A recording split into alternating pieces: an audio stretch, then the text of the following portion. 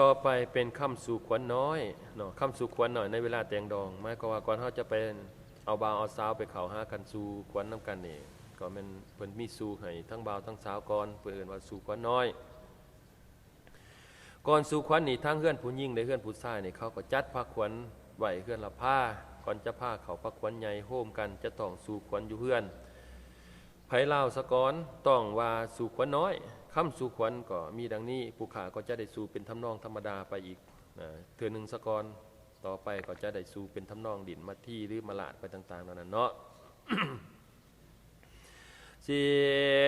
ยวันนี้เป็นวันดีวันดีที่อุตตมะโศกตกใบนี้แม่นตกไม่จันคันใบนี้แม่นคันไม่แก้วคุณนางตกแต่งแล้วจริงไงคอย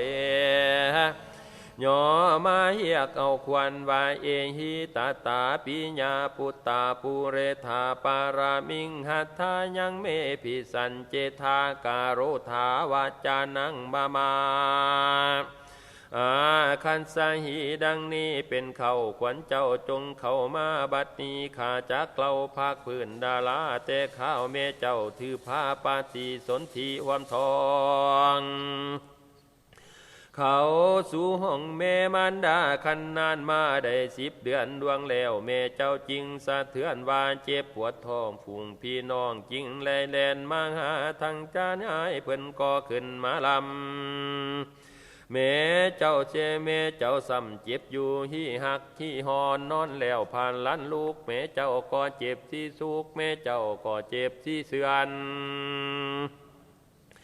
นอนกิ้งเกินไปมาเหมือนดังใจจักขาดเป็นจักหมอลานหน้าตายไปแม่เจ้าทนบ่ไหวจริงหมอยไปหน่อยหนึ่งบ่มีนานแม่เจ้าจริงประสูติมุกทองอุทธรเป็นผู้หญิงเจ้าตกง่ายแม่นผู้ชายเจ้าตกความแม่เจ้าซ้ำเป็นบาปวงอยู่งุ้มงวยบางพองขั้วหาใส่แงบางพวงแผ่ใส่เบื่อ2 มือโจมรูปล่างแล้วจริงโจมเจ้าใส่ดงกว้างไปพอกพี่พายไปพายผีปานกเข้ามันหูห้องกูกูเอาควันว่ากูหูกูหูกูหูแม่นลูกสู่มาเอา30,000นี้กายวันนี้แม่นลูกกูแม่เจ้าจริงเดียงแลดูแม่เจ้าจริงสู้ใส่อูแม่เจ้าจริงอยู่ในไฟกูให้เจ้าไปอยู่ติตอนแม่เจ้ากินน้ำห้อนปากเปื่อยพ้องสุกไฟแห่งลูกแม่เจ้าขนหวยอระทวยหัวใจกูไว้ได้ดาปล่อยควันนอนหน่อยคำลายานได้วอนเจ้าจริงนอนอยู่สายฝ่ายเจ้าจริงยายอยู่สายไหมพ่อแม่เจ้ายังจงใจหักคออันนี้ตั้งเม่นธรรมศาสตร์พ่อปิตาเจ้าแล้วอันนี้หักเม่นธรรมศาสตร์แม่คิงเจ้าแล้วนมแม่เจ้าหอนก็ให้เจ้าคอยกินผ้าทางพื้นแม่เจ้าห่มเจ้าไว้เด็กสักใสเจ้าจริงนะเจ้าจริงตื่นกินนมแม่เจ้ายังสมบ่เปิดแม่เจ้ากำเนิดจริงนายนี่สั่งเหตุลังตั้งเขาจริงใดไรขาเจ้ามาแล้วบัดนี้จึงได้มาเกิดเป็นลูกแก้วพ่อแม่บุญเฮืองคำเลืองศีลาไม่นาคนเก่งกาเม่นหานุมานคนหันเม่นเท้าสังคีให้มาคูนมาย่อเจ้าเยอะให้หีบน้ำเอาควันขึ้นมายาได้เที่ยวพ่อแม่เจ้ายังเหนียววอนมาทางตายายและปู่ย่าพร้อมกันเดินสีสัวเอาควันว่าอาคัตชัย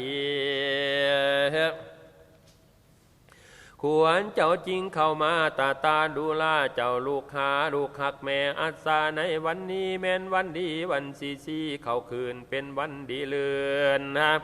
ลามพาแผ่ศัตรูหมอ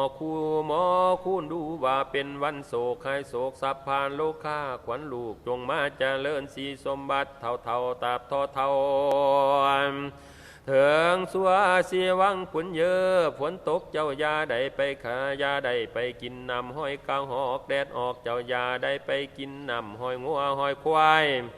พ่อแม่เจ้ายังขนควายมาไข่เจ้าใหญ่มาแล้วพ่อแม่สอนให้เจ้านอนเจ้าก็นอนพ่อแม่สอนให้เจ้าหูเจ้าก็หูอย่าได้เสีย แหงแม่เลี้ยงเจ้าคดตาแข้งขี้คู่ให้เจ้ากินนมขิงเจ้ากลมไผเห็นก็คอยซองนะฮะเนื้อเจ้าคองไผเห็นก็อยากกลำอยากแยงถึงยามแรงไผก็อยากพอน้ำทวนลานดูฟ้าสังขารปีใหม่มาแล้วถึงเดือนสี่ดอกข้างบ้านตาการงามสอยโสดมีทั้งดอกโกดยางดวงหลายมีทั้งดอกดวงจันทร์สาภูมีทั้งดอกมูสันลาพีจำปีกันกากันนิเกตมีทั้งดอกยางเทศพองเอาหวนลำดวนทั้งดอกแก้วบานบอนแล้วทั้งดอก3 ปีบานมีสีเม่งมาด3 พัดพร้อมนาแม่เจ้าจริงส่วนสาวหามมาอวดห้อยฝูงหมู่เบาน้อยเด็สาวซ้ำน้อยเขาดินอยู่แซวเขาจริงเอามาย้ายเป็นแถวเป็นทองเอามาใส่คันกะยองสู่ควันเจ้าโหทางเสื้อผ้าลายพอกพ้อยแม่เจ้าโหแม่เจ้าโหเมาควันว่าเอหิตาตาปิญญาพุตตาอาคัตสหิเจ้าจงมาอยู่ดีในบุรีและภาษาเป็นเจ้าอาจ1,000 ปีความสวาจงให้นี้ขาดแคล้วหายโศกแล้วเทียนราคาความเจ็บตาและปวดท้องผวยพญาต้องอย่าให้มีจงไงนอนรับดีอยู่ในห้องปาทิทองที่กันตนเหือนมงคลดังแย่พอแรงสร้างพังพายจงให้อยู่สุขสบายเท่าตราบเท่าถึง1,000 ปี